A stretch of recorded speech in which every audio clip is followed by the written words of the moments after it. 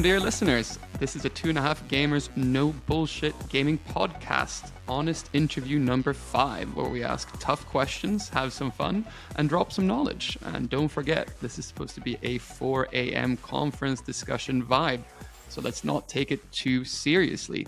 This week, we're going to have a chat with Rafael Vivas, the GM of new initiatives at AppLovin. We're going to be focusing on their crypto product, Vessel. But first and foremost, Raf, welcome to the podcast. How's your week been? My week's been amazing. Thanks for having me on here. I'm a big fan of what you guys do, and so really excited to be a part of it this week. Yeah, man. You've really been traveling a lot lately. Where you've actually been in the last last 3 weeks? I have. We were talking about it. So I was, it's probably a month now, but I was in Dubai, I was in Berlin, I was in Seattle, I was in San Francisco, I was in Hawaii, Vietnam. A lot of it was visiting partners, visiting our internal studios, and then the old co-founder of Lion Studios, I went to his wedding in Hawaii. So just been jumping around everywhere. Got pretty sick along the way, but still kicking, and things are moving forward. Was it the old Rona you got? Yeah. Not Rona, actually. The flu more so, which I actually have had COVID before, and the flu hit me harder than COVID, interestingly enough. Fair enough. So you've had quite an interesting career. I even read somewhere that you're a SpaceX investor. Do you mind just giving a brief overview of who you are, your career, and what you're doing now? Sure. So a little bit about myself. I've always been obsessed with computers since I was a young kid. And so when I was about 12 to 13 years old, I started making money online, building websites, doing game server hosting, building graphics, whatever was really needed. And what ended up happening and how I got into the advertising world was one Thanksgiving, my brother came home. For context, I have 3 other brothers and my parents are divorced. So my brother at that point was staying with my mom. So he came home to my dad's and was telling my dad about his affiliate business and his marketing business that was doing really well. And my dad was like, "Oh, Raf's also doing some business online, building graphics and just selling stuff. I think that he could learn a lot from working with you." So begrudgingly, that following year, I went to go intern for my brother, and bottom of the totem pole was just creating ads, adding terms of service on a site, but really fell in love with the advertising world and also just the capability to make money online. And from there, I was fully dedicated to that, and really grew from building ads on MySpace and Facebook and Yahoo at the time to then building AppLovin, building our game studio inside. And then now, I took a sabbatical in between there too. And then now doing Vessel. Okay, cool. Can I just ask you to maybe double click on how you ended up in AppLovin and how that came to be? Yeah, sure. So previously when I worked for my brother, I ran a mobile ad network actually, and AppLovin was my client. So AppLovin was originally a app recommendation tool. That's where the name comes from. So the apps that you love. Probably dating myself here, but if anyone's familiar with OpenFaint, we were trying to build a competitor to them. And when I say we, I really meant AppLovin at that time. So AppLovin was acquiring traffic from my mobile ad network. And I kept teasing Adam, saying, "Hey, you should come work for me. We're going to build this big business." And what it really ended up turning into was several months down the line, he came to me and was like, "Hey, I'm building a mobile ad network because if you're successful with the one engineer, with the experience you have, we're going to be exponentially more successful." And I said, "Oh, no big deal," because the company actually at that time was selling to Playphone, which then got acquired by Gung Ho. I wanted to go into games. But Adam, being as charming as he was, and I had a lot of respect for him, he says, "Hey, listen, come meet my team down in Palo Alto. And if you want to go into games still afterwards, go do that. But just know that there may be an opportunity here for you." And the second I met the other co-founders of AppLovin at the time, and one of the founding engineers, I just knew that it was an environment that I would strive in. Everyone in the room was exponentially more intelligent than I was. And I felt like everyone had that passion I had, which wasn't something that I'd seen in my previous company working for my brother. And so from that day on, I joined AppLovin, and a week later, I actually moved into the office. And then we grinded it out and built the behemoth we have today. Nice. Good story. Huh? So before actually diving into things, I just wanted to ask, it's been a very interesting year for mobile games. What's your take on the mobile gaming space currently, and where do you think it's heading? Yeah. So I'm going to break this out into 2 points. I think quality is king. What you're seeing is with the changes with ATT, games previously that were targeted to specific niches that were really good at taking a lot of money from a small percentage of users. With the tracking changes, that is not as successful as a strategy as it used to be.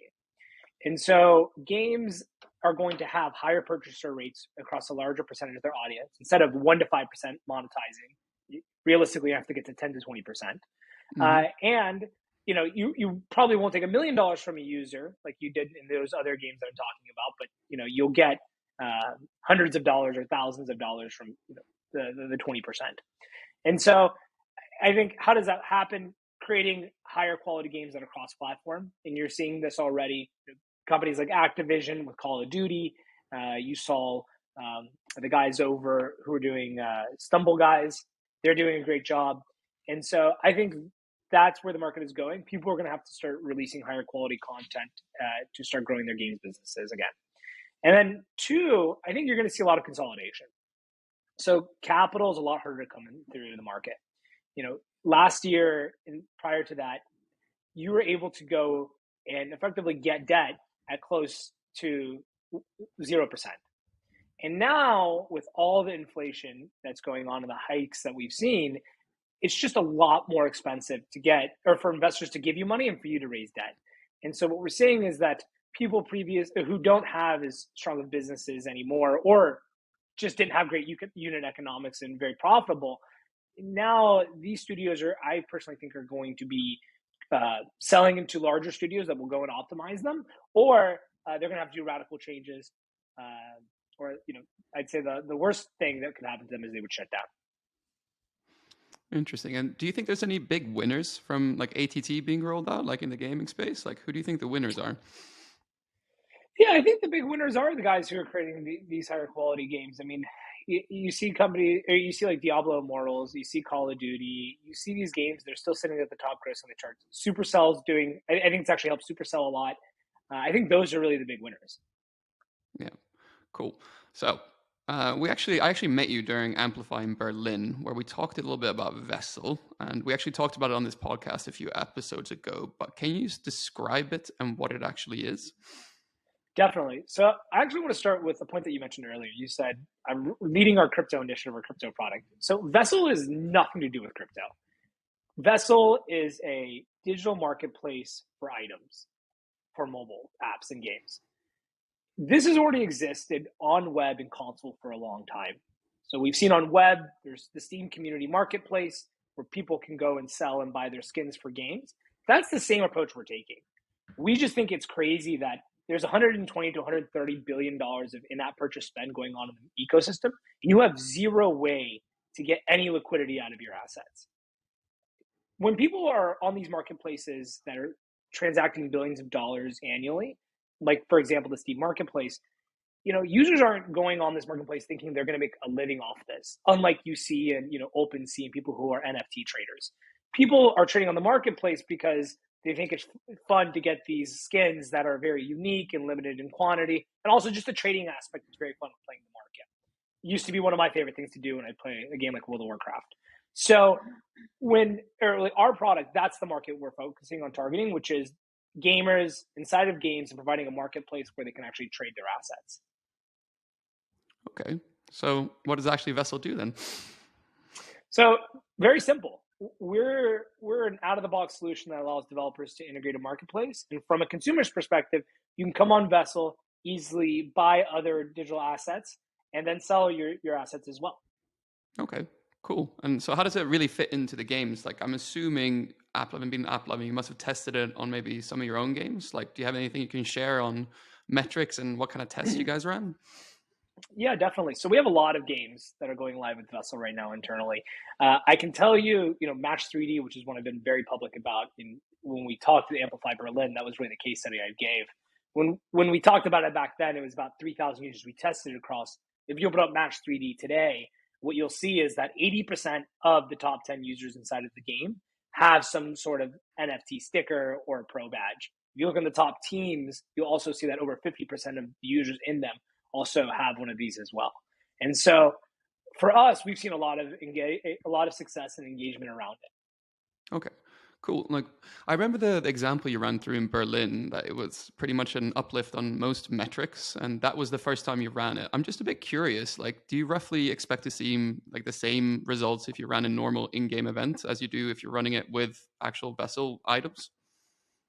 Yeah, no, that's a great question. So when we showed that analysis in Berlin, effectively, we showed that we saw a dramatically higher monetization from running a vessel event. And what we were testing it against was actually just an event where we gave coins and hearts away. Okay, cool. And like, have you run any more events since that? Like, I'm so curious to know, like, what does it actually look like on the third or fourth like event that you're actually doing? Does it look the same, or is it a bit of a like it drops off the results? No, that's a great question. So actually, we haven't seen any material drop offs on our end. If you look right now inside of the Vessel App Store, we have over 800 of them. I think it's 836 right now. They're actually minted. So if you times it by 100, they're effectively 83,000 users. Now, the reason, I mean, for us, we've seen incredible results. The reason why we haven't rolled it out or continue running this event, I would say over and over again, because everyone can get into the Vessel marketplace and from the game. The reason why we haven't continued running it and minting it is because it's from an economy perspective. If everyone has these badges and everyone has these stickers, then what we see is that there's no value inside of them. So what we're working on right now, or what the team is really working on right now, is building an infrastructure that allows more robust events. So the economy, we don't have to give out the same item, and the economy can still thrive and grow. Okay. So if you're a game developer, like how would you recommend them to use Vessel, and what kind of like in-game or items would you actually be able to, yeah, or would you recommend to give out or where you can win? Yeah, so let's start from a first principles perspective, because I Yeah. think it's going to be a lot more useful to start there. So when you think of giving out these NFTs/digital items, you have to think about it in terms of giving a unique offering, right?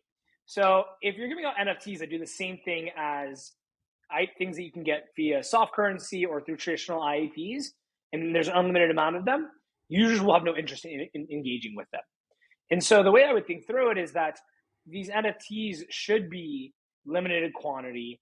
They should be something that is, because if it's limited in quantity, then users will want to trade it amongst each other. Something that can be earned, or if it is earned, then effectively it requires a user to invest a lot of resources into getting it. I would say those are the two main things that I would focus on. Actually, obviously, the most important thing would be utility, right? So making sure that NFT that the user gets, that it delivers value, a significant amount of value to the user who's engaging with it. And it doesn't have to be in terms of just making the player overpowered inside of the game. So like going back to Match 3D, inside of the Pro Badge, what users are really getting is actually social clout. So what we've seen is that users go and they trade the Pro Badges amongst each other because users effectively use it to go recruit other players. So if you go into the social media around Match 3D, what you'll see is a lot of players saying, hey, I've got a Pro Badge. We're experienced and competitive players. You should come and join our team. And so that's one thing that we've seen there. And then on the other hand, too, another utility that we deliver is that users who are competing in these events, for them to get multipliers on their stats, they don't have to watch ads. And this is something that's actually very beneficial because it gives them a slight edge because they can still get that multiplier without having that downtime of watching these 30-second rewarded video ads. Oh, the ad mon manager in me is dying a little bit hearing that, but yeah, I can see how that would bring a lot of value. Yeah, it's all relative to the trade-off, right? So right now the badge trades around 125 to 130 bucks. And so yeah, if a user wants to go spend 100 bucks to not watch rewarded video ads, I think the trade-off is very good for the studios. Yeah. So just kind of thinking about that, like Match 3D is a very nice game. It's probably got a quite high LTV. Like I'm sure you've tried it on a bunch of games. Do you see any gaming categories working better than others, or is it just kind of the high LTVs where you would recommend that actually works the best? We've actually seen it work everywhere from hyper casual to hardcore games. I think, it really just comes down to these digital items actually delivering value to the user based on where they are in their session. So like in hyper casual, we try to introduce it very early in the gameplay flow because we know users don't stick around a long time. And we try to give them benefits in terms of, hey, go win this NFT, and you can win it through playing more levels. And if you play more levels, then you get this NFT, which you can cash out for vessel currency, right? And so that's which then can be turned into fiat. So that's something that's very interesting to a hyper casual user, because they're not going to stick around the game for a long time. So they would say, okay, getting a NFT skin, I don't care about that. Where what we've seen in hardcore games is having a special vanity item, which only a small percentage of users can have. That's something that works out really well there. When I think about NFT monetization, it really comes down to similar actually to IEP, where it works everywhere. It's just about implementing it in a way that actually matters to the user. Okay, makes sense. I guess there's always, like in our industry, there's two big elephants in the room, right? And that's Apple and Google. What do they have to say about Vessel? Yeah, that's a great question. For them, it's important really that the user experience is good, that it's seamless to the user, and also that we offer, I would say, that we're compliant from a regulatory standpoint and by their guidelines. And so what we've effectively come down to, obviously I can't speak on their behalf, but as long as we're using their payment rails and delivering a good experience and users aren't complaining, we haven't had a problem. Okay, cool. Good to hear. I know that Apple recently updated their guidelines on NFT sales on the App Store. Can you summarize what the new guidelines are, and will this change your strategy? Yeah, so in layman terms, what they say is that NFTs must be able to be purchased via in-app purchase, right? That's what it boils down to. And for Vessel, there's no change, because since day one, Vessel coins have been able to be purchased via the App Store. That's actually the only place you can buy them. So you go into the Vessel app, you buy the coins, which are consumable, and then you buy another consumable. And so for us, there's no change of strategy. And in fact, it just validates what we're doing, and we're doubling down on. Okay, cool. And now the $1 million question: what's the cost for us developers for Vessel? What do you guys charge? Yeah, so we don't charge any gas or minting fees on our platform. The reason why is we are centralized, and so the cost for us to do this is extremely low. And also the speeds are fast as well.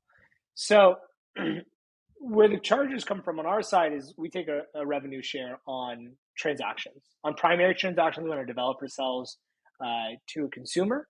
And then also when users trade amongst each other, there's a royalty fee that goes to the developer, and we take a percentage of that.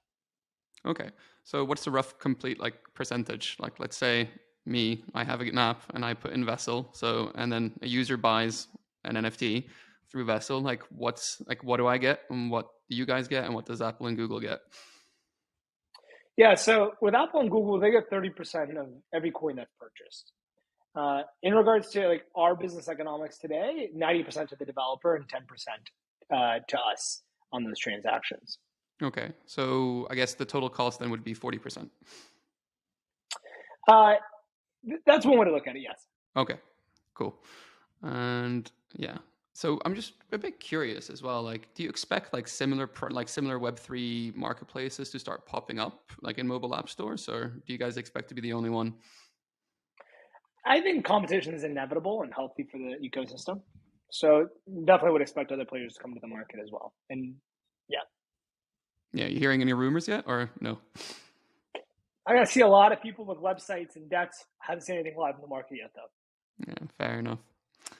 So can games using Vessel still use their own web-based marketplaces without any cut or anything like that to and for their NFT sales, to either the stores or to AppLovin? Yeah, currently we don't support that. We only allow Vessel coin sales to happen within the stores. Okay, cool. And recently also, there's been quite a big trend towards free to own. It's mainly been propelled by former Machine Zone CEO Gabe Layden and Limit Break. Do you see this an evolution in Web3 gaming model? Do you see it being sustainable? And does this affect kind of your view on kind of the overall marketplace and how it functions? I'm actually going to flip the question to you. Do you actually fully understand what free to own means? Because I've seen a lot of talks about it. I've seen a lot of articles, but I haven't actually seen it rolled out. I see a lot of these NFTs go sell on OpenSea. see a lot of pumping, but I don't see the full monetization model because I've never seen it rolled out in a game. It's interesting you're saying that because like I was doing research for the interview and literally like I was looking around and I couldn't find a single example. But one thing I have to admit, free to own, it sounds really great, right? But I haven't seen it in practice yet. I mean, I can free to own digital items today myself. I just go play a game and the game gives it to me as I get further. So I would say this: Gabe Layden's an extremely smart guy. You can't count him out, but I need to see the product get rolled out before I can give you true feedback on like how is it going to change the industry. Okay, yeah, fair enough. And some Web3 developers already like kind of removing the royalties from their secondhand like markets, such as SudoSwap, have already started to like bypass developer royalty by giving them the edge over other marketplaces. Like, do you see this as a trend that's going to be growing in the future? And do you see kind of Vessel following suit here, or is kind of the royalty fee like a really integral part of kind of your fees? The royalty fee is integral 100%. The developers and the creators that are making this content need the way to monetize it, or else they just won't build on it. I see a lot of marketplaces, as you're saying, they take out the royalty fee, but they actually give it back to the developer in another way. They say, hey, listen, there's no royalty fee in the smart contract, but the fee that we get, we'll split it with you, the creator. And so at the end of the day, I think what it comes down to is the creator getting paid. And I don't see a way that they're going to get bypassed. And if they do, if that somehow happens, I don't see developers that are going to be interested in building on that type of ecosystem, because it just doesn't make sense for them from a monetary perspective. Makes sense. And kind of just zooming out from this whole conversation, let's just say like there's a couple of developers listening to this podcast. We have quite a few. They're listening to this, they're maybe hearing like the 40% fee, but they're kind of interested. Like, what should they think about, like, if they're actually going to go down this route to actually start working with you guys? How should they be thinking about what type of NFTs they should be minting? How should they get started? How should they think about a project like this? Yep. So look at Vessel's incremental revenue source. I know in Web3 you hear a lot like NFTs and play to earn will take over everything. I'm completely on the opposite of that. I think that you're going to have an ad economy, an IAP economy, and then you're going to have a marketplace economy, which effectively users can sell these limited items in. And so if you take that approach, then the way you should think through it is, okay, what type of items should be limited, right? Not hearts, coins, that should be in-app purchases, but rare badges, certain vanity skins, certain power items that are very rare inside of a game, those are items that should be NFTs. So that's how I would think through it on my end. Okay, sweet. And like, how do you actually get started working with the developers? They come to you, you guys help them out, or is it kind of just they decide everything and they can just run free? Yeah, so I mean, you're more than welcome to come to go and run free, but and we'll give you access to our platform. But we've been working very closely with our developers. It's very early, right? So nobody knows the secret answer of how to like make this work. What is the most optimal integration? What I think is the optimal integration today, I bet you a year from now will not be, and we'll find something that's exponentially better. And so for us, though, that's actually why we work closely with the developers, because we try to take our learnings from all of our tests and we give feedback that hopefully should reduce their chance of failure and allow them to maximize their monetization. And how do they, just real quick, just to add on that, how do they get in touch with us? They can go on openvessel.io. They can go reach out there, or they can just email us directly. My email is rafael@applovin.com, or you can always reach out to BD at openvessel.io, and one of our team members will respond back. Cool. So last and final question, I was just thinking here what you were kind of saying. And let's say everything works out in 5 years in the future. So a typical game now that's earning, 70% IAPs, 30% ads, like how do you expect that mix to change if, this actually sees wide adoption and kind of every event has, a Vessel NFT sale going along with it? Yeah. So the way I would look at it on my end is I think that I would see NFT sales be 20 to 30% of revenue, right? And so that's how I would think through it. I think that's how the mix would be. Okay, cool. Is there anything else that developers should kind of know about Vessel before we kind of wrap up? The thing that I would tell developers is that the window is open now there's a lot of people that are moving quickly on these opportunities, and those that do invest in this type of new monetization strategy, I believe will have an edge compared to their peers. And just, putting aside Vessel, if you look in the past, right, the first developers who integrated IAPs and used them meaningfully, they had an edge over the competition. A perfect example would be Machine Zone and Supercell, or developers that really leaned into ads on hyper casual games or casual games were able to get a massive lead as well. Voodoo is a perfect example of that. The guys over at Kilu, the Temple Run team. And so I would look at, if you look at the evolution of monetization, I think this is the new milestone, and developers who come in now really figure it out, even though the path isn't completely paved, will be able to set themselves apart from their competitors as well. Cool. I'd actually love to have you back in like a year's time, maybe with another developer who's actually been using it, and then actually going through some more data, because the data did look quite interesting in Berlin. That's all the questions I had. I just want to thank you for your time so much. Thank you so much for coming on the pod. Hey, thank you for having me here, Felix. Big fan. Bye.